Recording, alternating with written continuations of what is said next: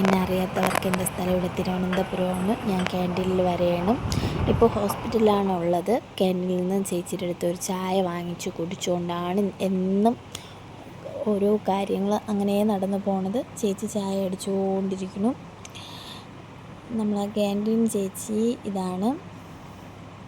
അത് കഴിഞ്ഞിട്ട് ചേച്ചിയുടെ കയ്യിൽ നിന്ന് ചായ വാങ്ങി കുടിച്ചുകൊണ്ടാണ് ഒരു ദിവസം അങ്ങനെ തുടങ്ങുന്നത്.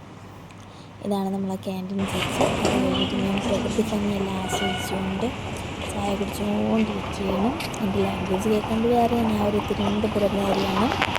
അതിനുശേഷം നമ്മളൊരു ക്യാൻറ്റീൻ ചേച്ചി തേങ്ങ ചുരുണ്ടുന്നു. ചുമ്മാ അതും ചെറുതായിട്ട് ചോട്ടെടുത്തിട്ട് ചേട്ടൻ്റെ കൂടെ ഫുഡ് വാങ്ങിക്കാൻ വേണ്ടി പോവുകയാണ്. അത് കഴിഞ്ഞിട്ട് അവിടെ വഴിയിലൊരു റോസ വാങ്ങിച്ചിട്ട് നേരെ തട്ടുകടയിൽ ദോശ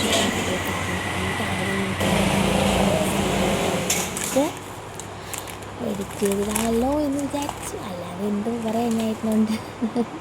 അങ്ങനെ റൂമിൽ വന്ന് ദോശ കഴിക്കാൻ പോവുകയാണ്.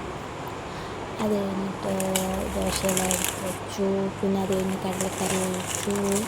പിന്നെ ഞാൻ വന്നപ്പോൾ ഒരു കോഫിയും കൂടെ വാങ്ങിച്ചു.